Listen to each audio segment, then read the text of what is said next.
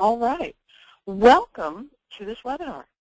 Today we are looking at why your customers are upset and angry, and I'm here to tell you they are upset and angry. So we're going to talk about how your customers feel about the instructions your company provides. Now, we do have a Twitter tag if you feel like using it. That would be fun. Feel free to tweet anything that strikes you as interesting, relevant, etc. Try not to mock me on Twitter. I appreciate that. The Twitter tag is #TechDocsPoll. You'll be seeing that again, so if you don't have it, you'll see it again. So thank you so much for coming. I really appreciate the turnout. My name is Sharon Burton, for those of you who don't know me. I've been in the communication industry for now 20 years, which is always amazing to me because it turns out this is some of the most fun I've ever had in my entire life, and the idea I get paid for this as well is fantastic. I solve business content and social media problems, so I am a consultant. If you have problems with your business content or your social media, don't know what to do, think you might need to do something, whatever, I'm the kind of person that you call. I also teach communication at various universities. I teach for the University of Redlands, the University of California, Riverside, the University of California, Riverside Extension. I also teach for the Society for Technical Communication. So I am trying to change the world one person at a time. I have a new book out, 8 Steps to Amazing Webinars, from XML Press, available on Amazon.com, Barnes & Noble, and outlets near you. You also can purchase the results of this survey. They're available on Amazon and on Barnes & Noble. I'll be showing you a link, and you'll be getting that link in a follow-up email tomorrow. So don't panic. If this looks interesting to you, you can get your hands on that. So here's what we're doing today. Today, I'm going to talk about... Did you start the audio recording? Yes. Yes. Today, I'm going to talk about the results of an opinion poll that I ran mid-2012. While I do that, Jack Molisani of ProSpring will be helping you. So if you have any issues, any questions, anything like that, go to your GoToWebinar panel, type your question in the questions area. Jack is monitoring that, and he'll be able to help you out, whether it's a technology issue or a question about the data or whatever. So feel free to type them there. Then at the end of the actual slides, we'll take questions. Jack and I will chat about what these mean, taking your questions, answering your questions, all of that. We will be done at the top of the hour because I know you've got a busy day, and I asked for an hour, and that's all I'll take. But if the conversation warrants it, if people are interested, we're happy to stick around for 10 or 15 minutes and continue the conversation. So that will play by ear. Okay? All right, so let's get started. So how did this all work? How did this opinion poll thing work? We have in the product development, product marketing, tech comm world, we have this myth that nobody reads the manual. Everybody knows this myth. Everybody knows nobody reads the instructions. Oh, it doesn't happen. Well, I wanted to find out, do they read the instructions? And if they do the product instructions meet the consumer's needs? Can they be better? Does the quality of the product instruction influence consumer feelings about the brand? And do the feelings about customer documentation impact the bottom line? Those were the kinds of things I wanted to find out. The way I did this was I created an opinion poll and hosted it in Constant Contact because it let me have easy access to both the poll and my database of contacts in one tool. There was no other reason than that. It was just simply easy. The respondents were not tracked. I did not track who answered the poll. I didn't gather any personal information. But I did prevent multiple submissions from the same IP address. So once you answered the poll on from one IP address, that was it. You were done. I did limit that. The poll ran from the 1st of April until June 30th, 2012. And obviously, because it was available on the Internet, it was available internationally to anybody who wanted to respond to it. So I didn't limit that at all. I sent out invitations to the survey through multiple channels, including Twitter, Facebook, LinkedIn, my Constant Contact database of over 1,000 people. I posted links to several Internet discussion forums. I know that the links were further socialized after I published them. And in case you're thinking that I just publish things to like technical communication outlets, I'm also involved in knitting groups, genealogy groups, gardening groups, reading groups, and I socialize these links out to those people as well. So 269 people started the poll, 192 people completed it. So we had a fairly large data set. I would have liked 500 to 1,000. I'll take over 100. And almost 200 was, frankly, pretty darn nice. I was pretty happy about that. Almost all questions were required.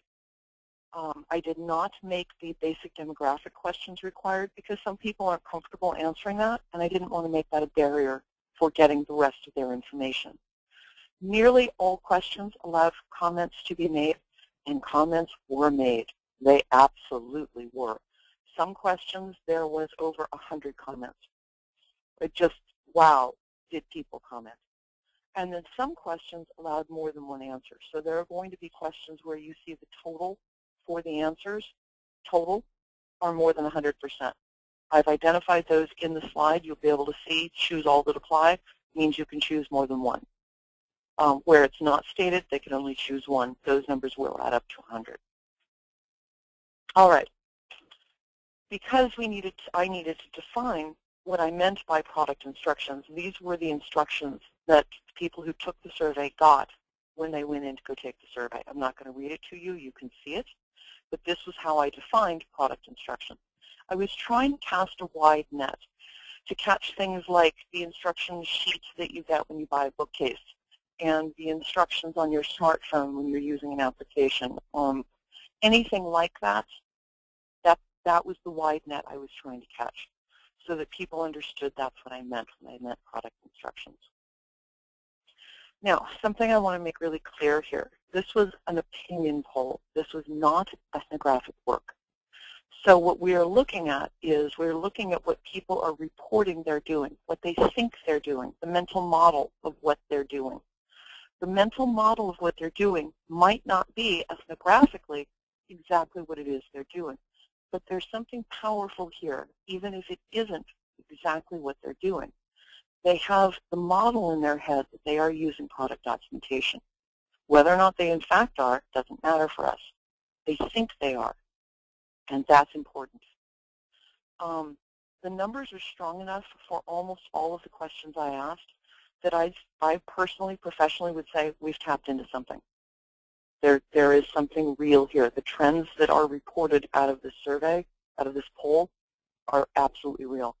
And I would completely welcome ethnographic work on this topic. I don't know of any. There is at least one dissertation out of here, and to be honest, I think there's more like 3. Certainly 3 master's degrees, if not actually 3 full-on PhDs. Because I think this is important and needs to be done. And I don't have the time to go do that, much less 3 PhDs. I've got to finish the one I'm in the middle of. So now that you understand kind of how that all worked, what I was looking at, who answered it, when it was available, all of that, let's get started. Let's start looking at the data. So question 1, and we're going to walk right through the questions. First question I asked, in the last 12 months, estimate how many products the household bought. Most households estimated somewhere between 1 and 20.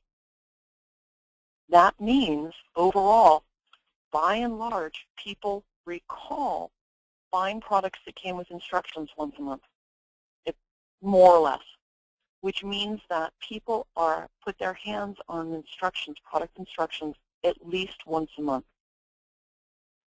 just based on what they've purchased. Question 2, of course, now that we know what how often they're buying, I wanted to know what it was they're buying. I apologize for this being cut off here. There is a free version of the results. I'll show you the website for that. It's available on my website, where you'll actually see like all the answer. But mostly people are buying computers and computer-related products, or computer software or tablets. Small kitchen items shows up, such as blenders, things like that. Home furnishings that must be assembled, home entertainment systems, personal items such as blow dryers, curling irons, things like that. Those come with instructions. Home remodeling items like a new sink or a dishwasher, things like that. Tools such as electric drills, that kind of thing. Electric drills come with product instructions. Games, including computer-based games, cars or other transportation things. So I was trying to pick up their cars, motorcycles, wheelie-doolie things, that kind of stuff, household items that come with product instructions, and then a category of other. So these numbers obviously don't match up to 100% because they were allowed to choose all that applies. But there's, I think, a strong trend towards kitchen stuff. And then we've got a whole other thing about home stuff. Then we've got a whole other thing about, kind of personal stuff, home remodeling, personal stuff like that. So that's what people are reporting they're buying. Then, of course, I asked, do you typically look at product instructions before you buy a product? And I was surprised. I had expected a different response to this. The answer is no, they never consider them. Isn't that interesting? That's the 46%. 26% say, no, the product instructions are not available. Only 18% say, yes, I look for the instructions. They deliberately seek out the instructions. Only 18%, so it's roughly 1 in 5. 1 in 5, 1 in 6, right in there. But then if we put together the yeses, we get, almost 20%. So it's kind of 1 in 5 there. Yes, if a friend or family member has it, yes, they're posted, or yes, I ask somebody at the store. So I was surprised. I had expected a much stronger, that yes, people are looking up these instructions online. I was surprised. This one surprised me. Question 4 is, do you typically use the product instructions as you use a product? And look at the numbers. Yes, when I have a problem. Yes, when I set it up. Yes, I use the product instructions a lot. If you add those numbers up, you've got 90% of the respondents saying, yes, they use the product instructions. 90%. And I have a discussion slide on that because that bears discussing. Just in case you thought nobody ever reads the product instructions, I'm here to tell you they do. 90% report that they do. And that myth is dead.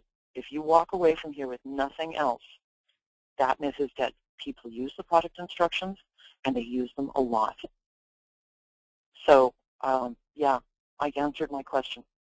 So if we provide unclear or confusing instructions, 90% of our users are going to notice we did that. Short of messing up the design of the physical part of the product, the non-product instruction part of the product, we could not have a better opportunity to alienate our users than screwing up the product instruction. 100% of our users use the product. The rest of the product, 90% of our users are in the product doc, at least. Pretty amazing. This one, I wanted to sit down and cry when I looked at the results for this because it was just like, okay, that myth is dead. Question 5, I asked, thinking about products you recently purchased, were the product instructions helpful? And this sometimes seems to be the one answer. Well, sometimes they're helpful. Now, 90% of our users are in the product instructions, but only 65% of our users report that the instructions are sometimes helpful. Now we get, almost 20%, almost 1 in 5 say, yeah, almost always. But we could do better. We should be doing better. Considering that our consumers, our users are in the product documentation, the answer should have been something other than sometimes. It should have been yes, almost always. Pretty amazing. Question 6, I wanted to know, do you feel, I don't care about what they really do, I'm looking for what they feel. Do you feel the instructions provided with products that you buy meet your needs? And it's kind of all over-ish, with only 1% saying, oh, yes, they always do. Yes, often if the instructions meet my needs. Sometimes if my issue is simple, no, but I can usually find out what I want with online, etc. The second bullet over here in italics is a quote from one of the comments, and I think this quote really sums up the comments, which was that they, being product docs, don't have to be useless, but they're created by people who don't get it. Now, if you're a technical communicator, you're probably banging your head on the desk because you think, gosh, I'm working really hard so that, but that's the perception, is that we're creating product instructions and we don't get it. That's not good. And that's perception that we can change. We have 100% control over changing that. Now, obviously, because it was a multiple select answer, the numbers don't equal 100%. But what I think we're seeing in that slide, let me go back to it, is a path. That sometimes the instructions make sense. And if they do make sense, it's because my question is simple or the product is simple. If the instructions don't help at that point, then I find what I need on the web or from other people. And if at that point I still can't figure it out, I conclude the instructions are useful. I think that's what we're seeing. But look at how hard our customers are working to find the information they need. If they can't find the information they need, they're going through all of these steps, and that's not good. We could do better, and we should be doing better. Question 7. If the product instructions are confusing or incomplete, how do you feel about the overall quality of the product? And I asked this question because there is the myth out there that product instructions are somehow separate from the rest of the product. And in fact, that is not what our customers are showing us. It's pretty evenly split. If you get rid of the other, because other, I don't know what that means right now. But if we look at it's pretty evenly split. About half of our audience says, yeah, I worry if they skimped on the instructions, they skimped in other places. And about the other half says, I don't really think about it much. I don't think the two are related. You kind of get what you pay for. And then I've got a quote here that kind of sums up the comments, which are, you got to wonder what else they left out. So if the product instructions are confusing or incomplete, this throws doubt on the rest of the product. By and large, about half of the people go, yeah, I kind of worry about this. I'm not certain about the rest of the product. What else did they leave out? If the product instructions seem incomplete, do you feel confident about using the product? And this is all about feelings. As again, as I said earlier, this is not ethnographic research. I wanted to know what people felt, what their feelings are. And 44% of our users say, well, maybe I feel confident. I don't know, really. It's hard to know. And the quote that sums up all of the comments that the respondents put in, said it makes me feel the company did not invest a whole lot to assure they had a quality product. That's how much doubt this casts on the product. If the instructions are incomplete, it makes you wonder about the suitability of the product, about the product. Maybe that's not a quality product. I can't figure out how to use it. It's probably not a good product. Is that what we want our customers to think about our products? So, of course, the next question to ask was, well, thinking about the products you've recently bought, what do you feel clear instructions say about the company? This knocked me out. I didn't expect the results to be this heavy. Almost 70%, because I think that 69% was like 69.4 or something. Almost 70%. Certainly better than 2/3 of our customers say if they get clear instructions, it means the company cares about me and my ability to use the product. I don't know an easier way to improve your brand, to improve your reputation, to say to your customers, we care about you, than creating product instructions that are usable. And neither do our respondents. Consumers are really clear about this. Sorry, let me get back to this. Consumers are really clear about this. If you provide me, as a person who bought your product, instructions that I can use, I feel like you care about me. It seems so easy. You know, our marketing messages are, you know, well, we care about you and we love you and you're wonderful and all of that. But if we give them garbage product instructions, we've wiped the board clean with that. We've made it very clear because product instructions are in their house. They're right there in front of them. So the marketing message that we've put together that says, oh, we care about you and value you as a customer, that's out there in the world. Intimately, in our customers' homes, we are giving them the message, we really could not care less about you. We couldn't be bothered to give you instructions to use our product. And our customers are aware of that message. And I think that's a powerful message. I may be beating that one, but I think this particular answer knocked me out. I did not expect it to be so strong. Question 10. If the product instructions are confusing or incomplete, how likely are you to buy from that company again? This goes to repeat business. So if you have given them poor instructions in a previous purchase, how likely are they to go back to that well? And the answer was possibly and maybe. And the comments are best summed up by not very often, because if the instructions don't make sense, I'm not getting my money's worth of use from the item. And that pretty much sums up the comments that were made for that question. Another comment, I did not have room on this slide for 2 comments, so another comment that really struck me was it depended. If the product is an inexpensive product, you get what you pay for. If the product is an expensive product, you better get instructions that are of value. And I'm planning late this year, early next year, I'm interested in finding out where that dollar break point is. My gut tells me it's about $100, that if you spend about $100, you expect to get product instructions that let you actually use the product. For less than $100, it's iffy. For under $50, maybe $20. I'm interested in where that break point is, but I'm absolutely certain there is that break point. There is a dollar amount that people will be able to tell you, no, if I paid this much for that product, I expect the instructions to be useful. If I paid less than X, I don't expect the product instructions to be useful, and I'm perfectly fine with that. I didn't think to ask that, because I didn't expect the data to fall out this way. Question 11, very, very interesting.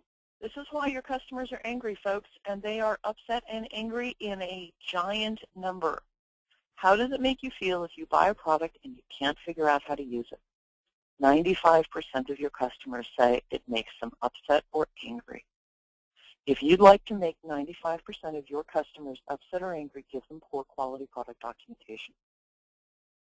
It's this straightforward. And this quote sums it up. I love this quote. I buy products to make my life easier. If it's not easy to set them up and use them, I get upset. And that's really, remember, we're in the business of developing products to solve problems people have. So they buy our products, hopefully, to solve a problem they have. And if they buy that product to solve that problem, and the instructions or the product are unfigure-outable, of course they're angry and upset. They just spent money to solve a problem that they can't solve with your product. By the way, that 2% that says they're very happy, I think that was a sarcastic. I'm pretty sure that was sarcastic. I'm hoping that was sarcastic, although it's possible that 2% of the population out there love it when they buy products they can't figure out how to use. That makes them so happy. It's like, they wake up in the morning thinking, if only I could buy a product today I couldn't figure out. That would be everything I could hope for. I think that was a sarcastic 2%, to be honest. All right, so if the instructions are confusing or incomplete, how does that make you feel about the products you buy? And look at these numbers. I mean, just look at that. It makes me angry I spent money on the product. I regret buying the product. It makes me think the product is broken or defective. They could choose more than one, so these numbers are not going to add up to 100%. Fully 20% of our audience expect product instructions to be confusing or unclear. 1 in 5 of your users have very low expectations of your product instructions. While that's better than, a bigger percentage, that's still sad. That's just sad. 1 in 4 think that your product is broken or defective if the instructions are confusing. But these are not good numbers. These are just 5%, I think, gave up. I don't care about product instructions. I think those people have just given up. We've just given up. This is ridiculous. There's no reason for this to be this bad. Do we want to do this to our customers? I don't think anybody can afford to have 57% of their users regret buying the product. I just don't. This is not happy news. And then I asked, if you can't figure out how to use a product, what do you do next? And I asked them to choose all that apply. And the best quote, the representative quote from the comment section here is, depends on whether or not I need the product or just want it. If it's not necessary, back it goes. and look at those numbers. Now, I'm going to go to the next slide, but I'm going to flip back. Oh, no, I'm not, as a matter of fact. I think what we're seeing here is a progression of things, because I think if people use the product instructions and they can't figure out what, how to do it, then they look, the 78% is look it up on the web at the manufacturer's site. So we actually do have a place here where we can get back the goodwill of our customers. If we had to, for some crazy reason, ship what we knew were not high-quality documentation, we can make it up to them by making them quality and putting them out on the website, because 3/4 of our users are immediately going to go to our website to see if there are better instructions there. So we've got an opportunity to make it right. If they go there and it doesn't work, I think, it looks as though the next thing they do is they look it up on the web or on social media to see if somebody else has solved this problem. If that doesn't work, then they call or email customer support. So obviously, they are letting us have a chance to make it right. If we don't make it right, then they call us. Probably by the time they call us, they're a little bit tense, I'm thinking. I'm just guessing. I've worked a couple of support lines for a couple of days just to find out, and probably by and large, they're pretty tense. If that doesn't work, then they probably just poke at it until they figure it out. The numbers are close enough with customer support and just poke at it that these may actually not necessarily be in order. So it could be that they look it up on the web, and then they just poke at it, then they call customer support. That path isn't 100% clear, but the poke at it or call customer support, that's pretty clear. If that doesn't work, then you ask a friend, family member, or coworker. If that doesn't work, then they return it. I think we're seeing an order of how do people help themselves. And I think that order is important because we are absolutely being given a chance to make it right. So if what you're doing is you're writing product instructions and you ship them with the product and then you don't ever look at those instructions again, you move on to other products, that may be a mistake. You may want to come back and you may want to look at, are those instructions the quality that we were hoping for? Look at social media. Are we getting a lot of questions about things in social media? Let's go back and fix the docs that are on the website and make them available there, because we are getting an opportunity to make it right. And I think that needs to be done. And this pleased me. This data really pleased me. I'd had a niggling feeling that we were probably being given a chance to make it right. And it looks like that's in fact what's going on. We are in fact being given that chance.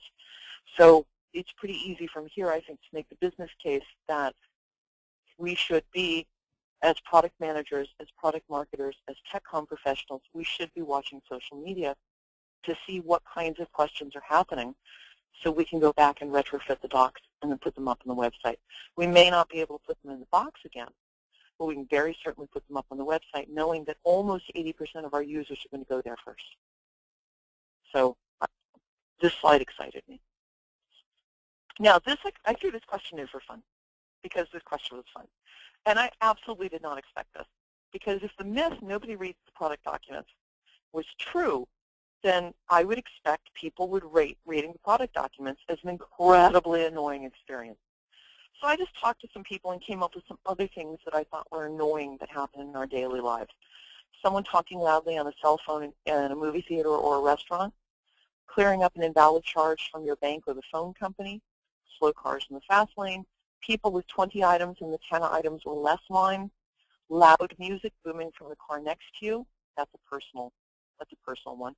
I really hate that. Airport security, preparing your taxes, someone else in control of the TV remote, and then reading and following product instructions. Out of those everyday annoyances that we all encounter, it turns out that reading and following product instructions is by far the least annoying thing.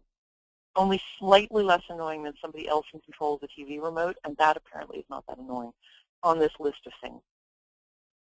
So apparently, if you'd like to just irritate everybody, talk loudly on your cell phone in a restaurant or a theater, that apparently right off the top. I was surprised by this. I really expected, if the myth was true, reading and following product documentation would be much higher on that list. And it turns out on that list, no. Airport security is more irritating. slow cars in the fast lane is more. I just thought this was fun. I just thought it was a fun question, and people came up with other things that they thought were irritating too. I'm going to run the same opinion poll next year at the same time. I may choose some of their stuff just because some of their stuff was pretty fun. I liked that. So just in case you were wondering, how irritating is it to read and follow product instructions? Not as irritating as you would expect.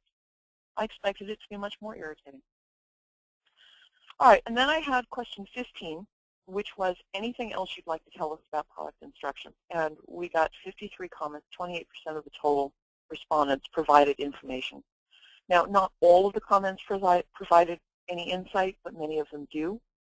To see those, purchase the poll results, and by not all of them, I had one person who wrote a haiku about product instructions. Seriously, I did. And other than it was clever, it didn't really provide any actual further information. So I don't believe I included that comment. There were some people who complained about some of the questions in the survey that didn't really provide us any more information.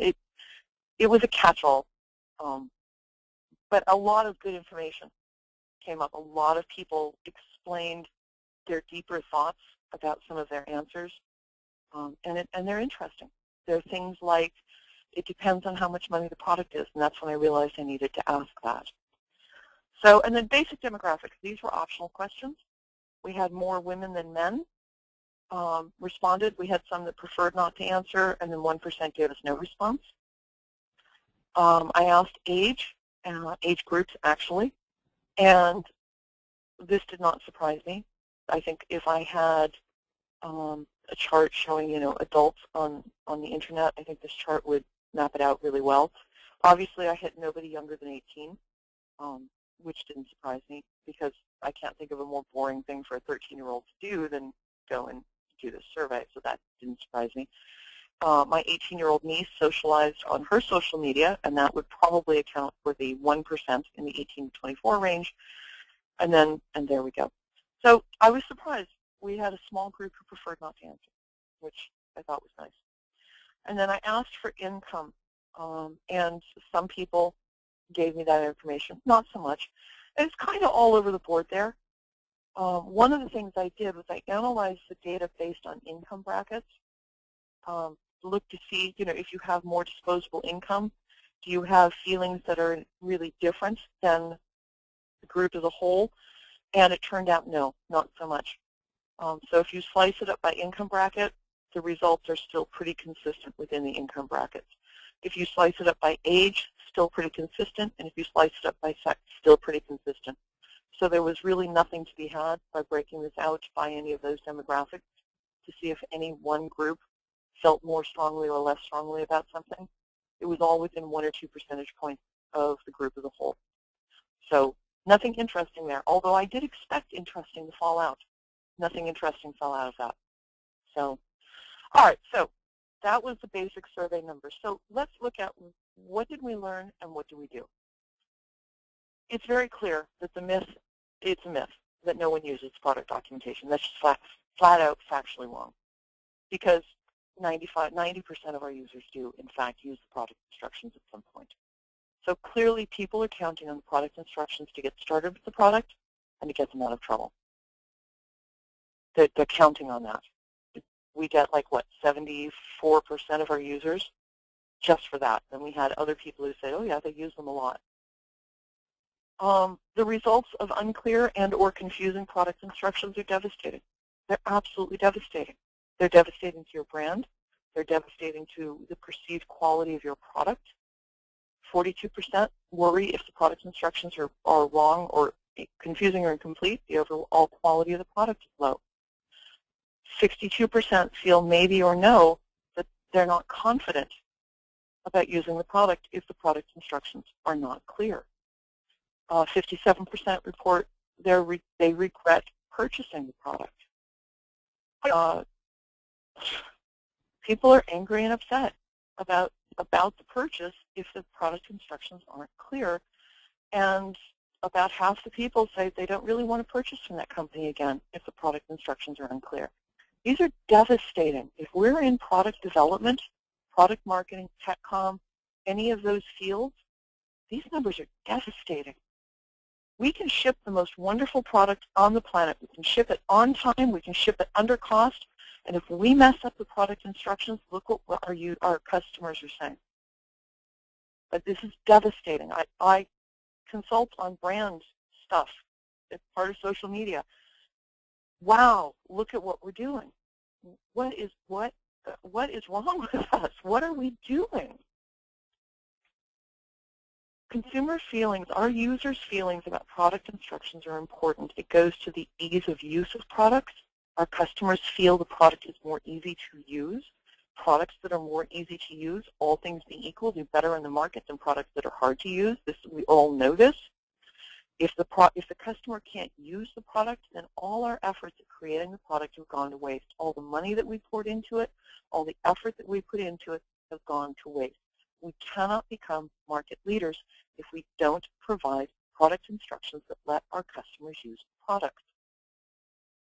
We can't become market leaders. And I think all of us are in this business to become market leaders. I don't think any of us want to become, well, what we're going to do is we're going to ship substandard products that barely meet the customer's needs and frankly are pretty unusable. That's our path to success. I don't think any of us are doing that. And if you are, what planet are you on? No, we're all in this to produce the best, highest quality products we can to nail our market. That's what we want. And if we're shipping bad product instructions, what planet are we on? There's a huge disconnect there. Our customers don't see the disconnect, but we are. It is really expensive for your customers to contact customer support because they couldn't find what they needed in the product instructions, because you're paying somebody to answer the phone. The last numbers I saw for what it cost, and Jack may have more recent data, the last numbers I saw was something like fully loaded $100 per phone call, $150 per phone call for customer support to answer the phone. And we know, we're pretty sure, customers are going to our website first, where they are giving us another opportunity to make it right. We should be updating product instructions to make it right so that they don't call customer support. In a perfect world, we've got 3 customer support people who sit around and count the ceiling tile holes all day long. In a perfect world, that's what we want, because that means everybody's using the product, everything is meeting their needs, and they have no questions or upset. Now, we're never going to get there because there are always going to be people who just simply like to talk to customer support. But we shouldn't be getting a lot of customer support calls. Worse, if the customer decides the product is too hard to use, they return it. And if you've got a high product return rate, you need to be looking at the product instructions. That may be the problem. I have personally helped companies reduce their return rate from over 20% down to less than 10% by creating and shipping good product documentation. And that's, if you could drop your return rate by 10% simply by delivering better product documentation, that's fantastic. Okay, the good news out of this survey, and there is good news, clear and useful product instructions communicate that the company cares about the consumer, and consumers recognize that. If you want to build brand loyalty and make your customers happy, provide clear and complete product instruction. One of the respondents wrote, I consider good instructions a benchmark of good customer relations. They say, we want you to put our product to good use, and here's how you do it. That is a marketing message, by the way. If you're responsible for product messaging for your company, that's a product message. And I think that's money in the bank in terms of product message. If you could somehow advertise in some way, have your marketing message be, we care so much about you, we're providing good quality documentation. I think it sounds good, all things being equal, I really do. Now, you're thinking to yourself, okay, fine. Oh, wait, I want to do a poll. Before I get to that one, I want to do a poll because polls are fun. So here's a poll, and I'm going to launch it. Yahoo! Okay, hopefully you guys can see it. Okay, so please select the answer that you think is more appropriate for you. In no way are we tracking who answers what, so this is all anonymous. So, it's not like if you say, no, we're a total mess, that we're going to be able to take names. That's not going to happen. So if you'll just select the one, and I do believe that they choose one only, so you can only choose one. I'm going to just give you guys a countdown, just because this is fun. I'm going to share the results, but again, in no way will your name be associated with any of the results, just so that you absolutely get it. All right, I'm going to do a countdown. I'm going to count down from 5, so if you want to respond and you haven't, 5, 4, 3, 2, 1. Okay, so now I'm going to close it, and it should, and I'm going to share it. It should share. Do you guys see it? Can you let me know if you see it? Yes. Yes, okay, good. Excellent. So that's really fun. 68% of you say yes, overall, your product instructions are clear and helpful. Rock on. 18% say no, not so much, and then 5% of you are saying not at all, a total mess. So what we've got here is about 25%. Add in, I have no idea, let's say about 30% of you are probably not delivering quality product documentation. Okay, so let's look at, and I'm going to click hide. Okay, can you see my slide again? Jack, help me out. Yes. Yes, okay, good. So what are some of the reasons why product instructions are bad? Too much focus on what the product does, not enough focus on how to accomplish tasks. I call this product-centric. When you detail every little thing the product does in a product does kind of way, there's not good. Poorly written or confusing steps. You all may remember the old MASH series where there's a bomb that falls in the compound, and Frank and I think it's Hawkeye have to disable it. And Frank is reading the instructions while Hawkeye is doing it. And Frank says, disconnect the blue wire. And Hawkeye goes, snip. And then Frank says, after you disconnect the green wire. That's a confusing step. And then there's, of course, everybody's favorite, incomplete, inaccurate, or out-of-date information. And it's easy to have inaccurate or out-of-date information. And frankly, with deadlines, it's also pretty darn easy to get incomplete information. But remember, our customers are giving us a chance to make it right. So we may have to ship to make a crazy deadline. We may have to ship with incomplete or inaccurate. But that doesn't mean we put it down and walk away, never to look at it again. We go back and we fix it because our customers want us to. They're willing to give us that break. Good product instructions are user-focused, user-centric. They're appropriate to the audience, which does not mean as simple as possible or dumbed down. If you're writing product instructions for systems administrators, you do not write it as though a 13-year-old, child was doing it. You write them so they're appropriate for a systems administrator. Good product instructions are task-oriented, they're clear, they're accurate. A lot of you online know that. Some of you don't. I just wanted to say that. Okay, so this is where we start taking questions, thoughts, and so on. So, Jack, do we have any questions that we'd like to start talking about while I take a sip of water? Yes, we do. Getting back to the basis of the survey itself, one person asked, was there any differentiation between product instructions and packaging and labeling? I did not make that distinction. I did not call out that distinction.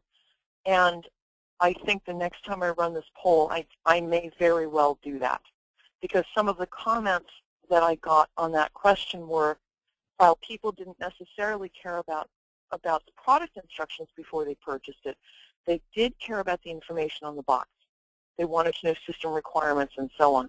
So I think the next time I do this, I may ask a question separately about that. I'm curious if there is a difference in consumers' heads between that technical information on the box and product instructions. Next question. All right, several people asked various versions of this question, basically saying we know that better tech docs make an impact on customer experience, but how can we use this data to bring TechCom into the product management conversation? Oh, gosh. Go and get the free results, which I'll give you the link for, and give them to your project managers. And your project managers should be working with your product managers. Give them to your product managers as well. And go, look what we're doing. Maybe we're not doing this, but what if we are? What if this is what our customers are thinking? What if this is what we're doing? Can we afford that? You're going to have to get project management and product management working together. And in some companies, I realize that that's a giant chasm that shall never be crossed. But I would consider doing a mini presentation or sending them the link for this when you get the recording link tomorrow, hopefully. If technology all works out the way it's supposed to, you'll get a link to the recording. I would send them a link to the recording and say, you've got to see this. If you see this, I'll give you $5 or something. I don't know. I don't know. A cookie. Who knows? Hopefully that helps. All right. The next question I'm going to ask and answer at the same time, because I ran into this. Carl wants to know, we appear to understand the impact of bad docs. Why do we keep shipping bad docs? And I'm guessing it's not because anybody on this call has lack of work ethic. It's basically lack of time or money. They give you 2 weeks to do a project that should take 3 months and said, here, we just want something in the box. I'm suspecting that's the case. And what made me happy about these results was that 78% of our users go to the manufacturer's website looking for instructions, which tells me we do have that chance to make it right. And now, getting the time to do that, that's where these poll results are going to help you with your management, I think. It's okay, we don't have time to do clear and complete, got it, but we need to backfill. We need to backfill. And a related question, though, is then how do you handle documentation for third-party products that your company resells or embeds in theirs? Oh, gosh. I've dealt with that a bunch of times, and I personally think that should go up to legal. I think legal should make it required that the hopefully good quality product documentation that you ship when you send it out to the OEM, that they have to use that. They can't just, as I've actually seen done, hand draw out a drawing, photocopy the living crud out of it, and throw that in the box. I actually saw that once. I wish I'd saved it or hadn't lost it or whatever it was I did with it. I think that's a legal question. I think that needs to go all the way up into legal. I really do, and be written into the contract. I've seen it. I've seen it written into the contract. It can be done. What are your thoughts on that, Jack? Whether or not it can be done? Oh, how would you manage that? You're much better at politics than I am. One of I have seen in contracts that whoever's OEMing or, on the other end, providing that original equipment manufacturing has to make their docs look like your docs as part of the process, or they must provide the source files to you so you can make their docs look like your docs, and you have permission to do that, and your company then builds that time into your product development lifecycle. A word of warning, however. This is something you only learn by making the mistake yourself and learning from it. I had a contract once where a company made a consumer electronics product that copied DVDs to CDs and back and forth. And they wanted it upgraded because obviously the engineers wrote it, and you could tell the engineers wrote it, but good on them for realizing this and wanting to fix it. And I looked at that and kind of went, 2 days worth of work. It was pretty minor changes they wanted. I got the source files, and the engineers wrote the documentation in CorelDRAW. Each page was a separate drawing, and each paragraph was in an independently drawn text box. So that's when I learned to look at the source files before bidding on a project. So we ended up redoing it in FrameMaker, but it took like weeks instead of days. So just be careful when agreeing to update OEM documentation. Yeah. Okay, next question. All right. There was no mention about graphics in instructions. It'd be interesting to find out if illustrated docs were easier than text-only docs. I did get comments about that, and they're all over. People said, some people actually in the comments said they loved IKEA's instructions, beautiful, helpful, lovely, and literally calling out IKEA. Some people called out IKEA and said, oh my God, I want to kill myself if I have to look at IKEA's instructions. I wouldn't say that there's anything. I think for visual learners, pictures, et cetera, are helpful. For non-visual learners, they're just noise. I am not a visual learner, and pictures are very unhelpful to me. My husband is a visual learner. He loves pictures. So it really just depends on your audience. When in doubt, put pictures in, because your visual learners will love it. Your non-visual learners will want the words. It just varies. Or figure out a way to layer the information, such in an online help. If they want the pictures, they can expand a button to see it. If they don't, they can just skim through it. Yep. Yep. There's all kinds of ways to do that, yeah. Now, somebody else asked, do you think these results would be different surveying products that are sold business to business versus those sold business to consumer?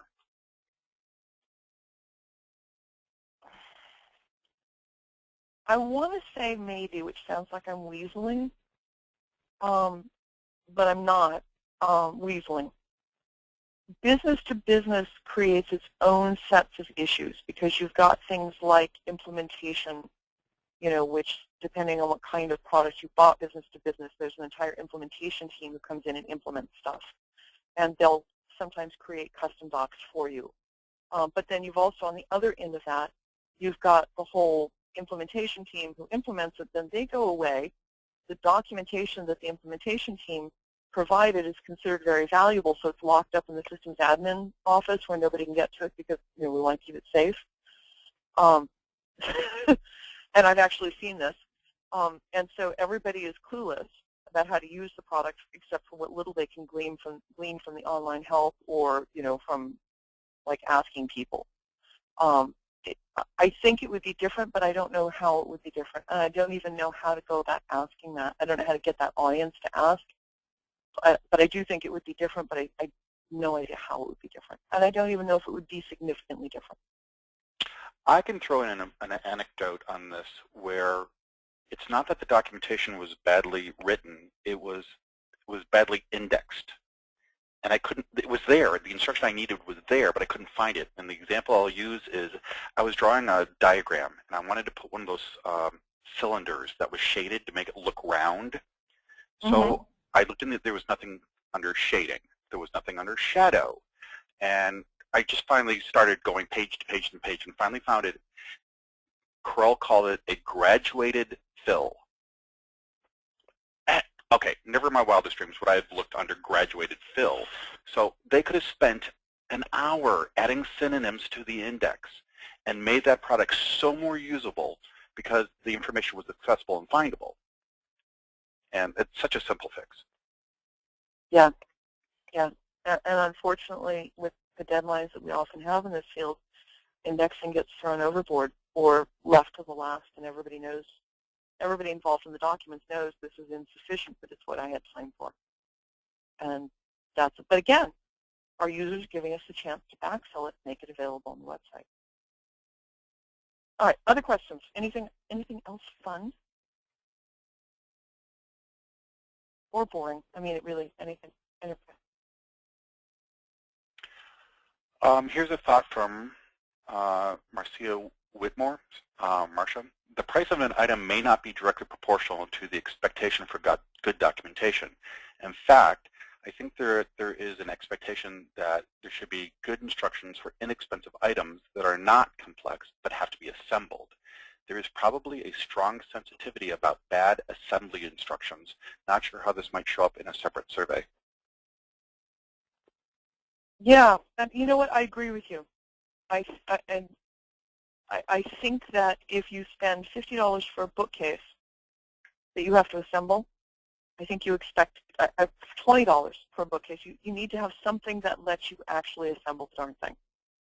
Whereas if you paid $50 for another kind of device that has instructions for it, you may think of it, because it doesn't need to be assembled, you're willing to do with not so good instructions. I think that's a real point. Assembly seems to defeat a lot of us. I'm pretty good at it, but I've gotten to an age in which I don't necessarily care to assemble a lot, so I'm willing to pay somebody else to do it. But there are people who still like to assemble things or want to assemble it or don't want to incur the assembly cost. And assembly instructions are just notorious for being horrible, just horrible. Now, one also has to make the point that you have to keep your audience demographics in mind. And one of the things that I want to illustrate is my 79-year-old next door neighbor switched to Comcast. And the instructions that came with it didn't really explain the forward and backward arrows on the remote. That would be intuitively obvious to anybody in our generation or younger. But she'd never used a fast forward button before because she never had a video cassette recorder or DVR before. So one needs to maybe provide, again, that layered information. Here's a basic setup, here's an advanced setup, and give the consumer a choice. Funny story related to that. I have a cousin who has a 98 or 99-year-old friend, and my cousin happens to be the person that her friend calls when she gets into technology trouble. And she kept calling my cousin saying, oh, I've messed up the TV again, you've got to come over, which I thought, frankly, was largely just a, because she always had cookies for my cousin. So that seemed to me, oh, I messed up. But it turned out that the buttons on the remote were too small for her to see. And so she thought she had pushed one button, and in fact, she pushed something else entirely, and it completely messed it up. Once my cousin realized that, she purchased her friend a very large button remote. And now her friend just calls and says, I've got cookies, would you like to come over? Which is, good too. But yeah, audience appropriateness, understanding you've got to do this so that people can use your products. I've reached the age in which I wear reading glasses now, and I get really, really frustrated when I get instructions for something that are in 2-point fonts. I want to throw the device across the room. All right, last question is a good segue to your last slide. And how can we make this webinar available to others? Is it recorded, and will you be repeating it? Well, let's start with here. You can get the free results of the survey on my website, SharonBurton.com. You will be getting a link to this, by the way, in an email tomorrow. The free version does not include the comments that people made.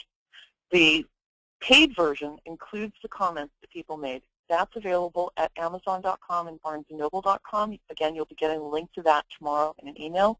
The paid version is $5. I didn't want to make it, expensive. I figured $5 we could all, we throw that away on a coffee in a day and a half. You'll be getting that link in a follow-up email. If our technology works, which I'm believing it will, you should also get a link to the recording. I want you to feel free to share that recording, that link to the recording with other people. I'm perfectly happy with that. However, this is a brand new presentation, so I'm not sharing my slides at this time. So even if you really like my slides, I'm not making them available yet. I'm kind of thinking I might want to present this at LavaCon or at STC. By the way, speaking of LavaCon, something cool we're giving you guys for attending. You'll be getting a discount code tomorrow in the email that you can use to sign up for LavaCon, a fantastic conference being held in Portland this year, and you absolutely should go. So, Jack, do you want to say anything about LavaCon really quickly while we're still here? LavaCon is a conference on digital media and content strategy. So if your company is struggling on how do we get the user the information when they want it, where they want it, and the format they want it, this is a good learning opportunity to do that. So I love LavaCon. If you only go to one conference a year, I firmly believe LavaCon is the conference. I learn so much so quickly. So, all right, so here's my contact information. There's Jack's contact information. If you're looking at that going, I need to write it down, I need to write it down, I'd like to remind you, print screen will also capture that information for you. And I do want to thank you guys very much for coming. I hope that you learned something interesting, useful, etc. And thank you so much. Thank you to Jack for backing me up and helping me out. You can't do a webinar on your own, certainly not with the number of people we had. And now I want you guys to go do something wonderful with your day. Go make a difference, be a difference, change the world somehow. Thank you guys so much. Bye-bye.